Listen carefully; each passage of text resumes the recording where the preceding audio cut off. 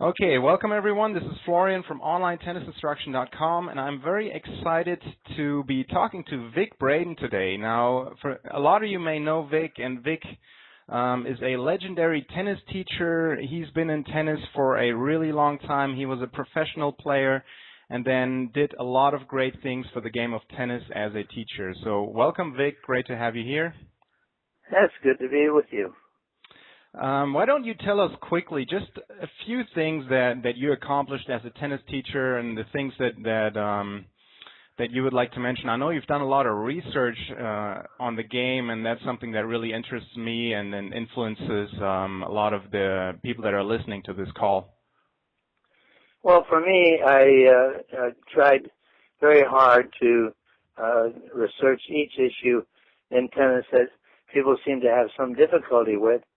And built a research center in 1980.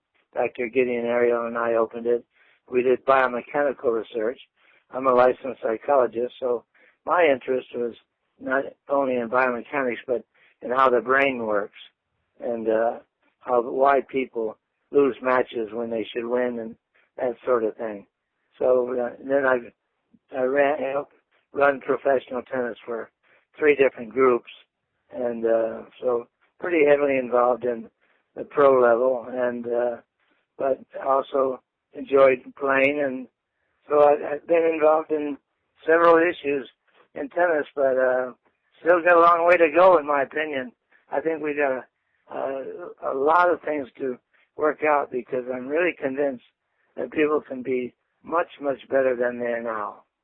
So what are some of the things that you're working on right now that you still think need to be figured out?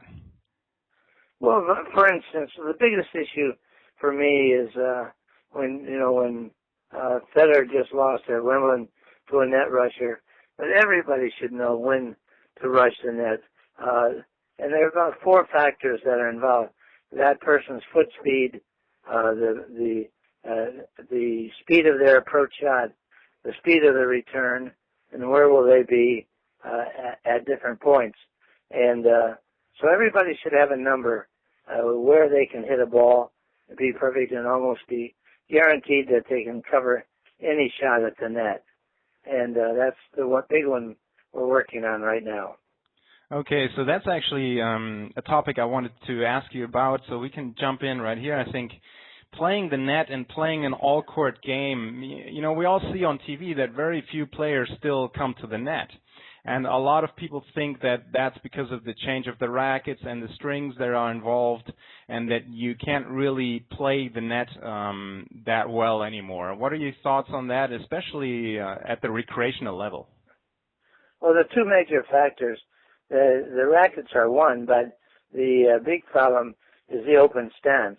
You can't hit with an open stance and have the center of gravity moving back towards the center of the court to get to the net, because in our studies, pro players only have 1.5 seconds to get to the net, so they've got to have that center of gravity out in front. And that's the old style of play, where you're going forward instead of sideways.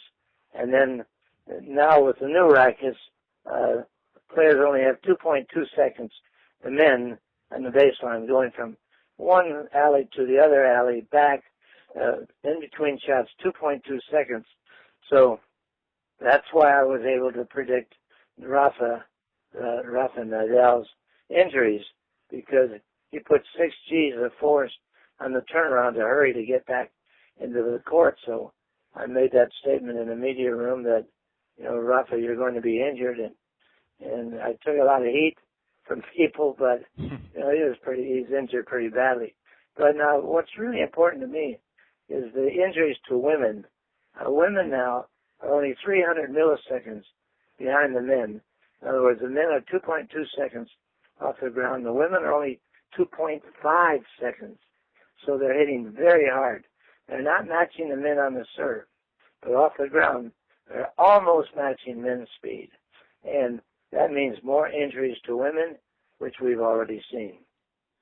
Yeah, and all these long baseline rallies are really not helping that situation as well, right? So, do you think it's more of an issue of so players don't really know how to get to the net and how to play the net anymore, in relation to the change of the game, that players are fitter and then they're playing with different rackets?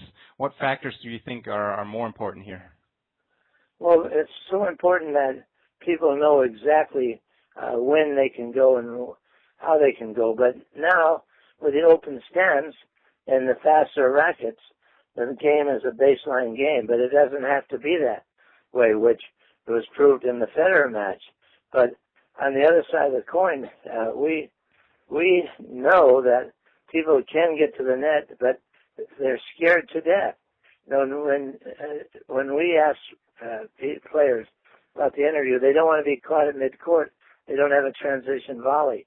But then it's so important from a neuroscientific side that when you go to the net, you want to feel like you own the point. That keeps the frontal cortex, the front of the brain, lit up. But when you're scared, that frontal cortex goes dark and the back lights up. So it's very important. The best decisions are made in the front of the brain. And so it's very important to know that when you go to the net, you own it. So players are basically, they're not used to coming to the net anymore, and therefore they don't have the confidence to really play the net, and then they get afraid. Does that sound about right? Yeah, absolutely. If you look at, their matches are being played where there wasn't one volley at the net. Now that's unbelievable. Yep. And we see it more and more. But maybe there's a shift now. Yeah, I see. Sometimes you see players like now Stakowski comes out and he serves and volleys against Federer, and he serves almost every single serve to the backhand, and that's just a very effective strategy. You know, I think a lot of players just haven't come up with that idea. Well, it's so important for people to have a system where they feel confident, and he was working that day, and Roger was kind of surprised. He hasn't played a person who's done that in maybe 8 years. Right. But you know, Florian, one of the things that I'm concerned about on the equipment, I've been begging sporting goods companies to stop making faster rackets, because right now, with the number of injuries that it's creating, that's perfect for the average player because they get more speed with less effort. But with top pro players, it's killing the game.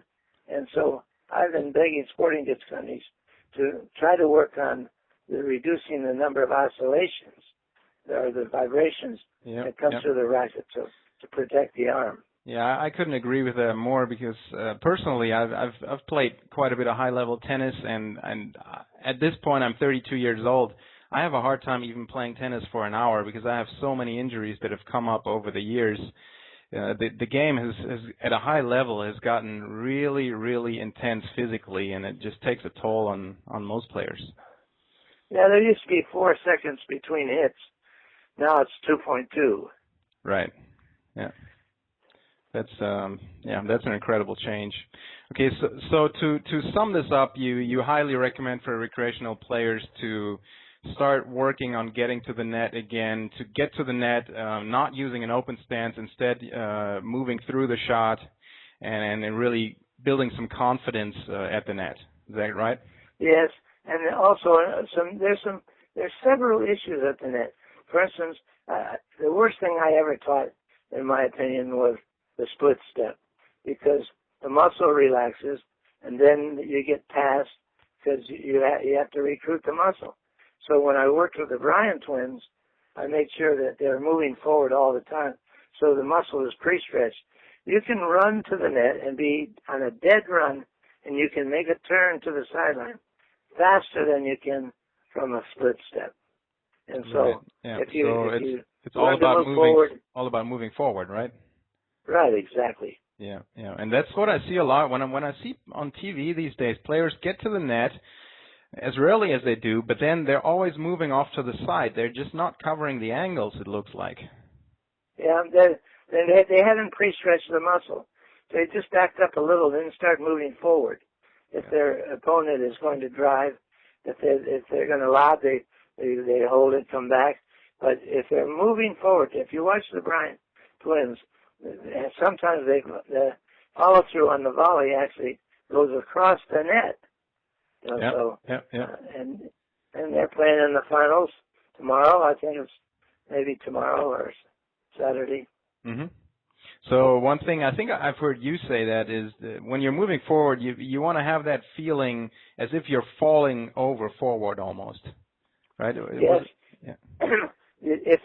A good drill for a coach is to stand at the net and have the student run as hard as they can from the baseline, and at the last minute you lift the right arm or left arm, and that's the direction that player is going to have to run.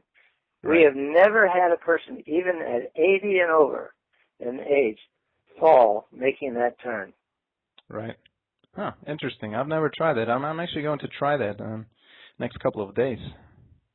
I think it's going to be the biggest thing that's going to change the game. Okay, so that was it for the first part of the Vic Braden interview. I really hope it was valuable to you, and don't forget that if you scroll all the way down underneath the interview transcript, you will also see the comments section, and I would love to hear your thoughts on this interview, and also stay tuned for part 2 of this interview.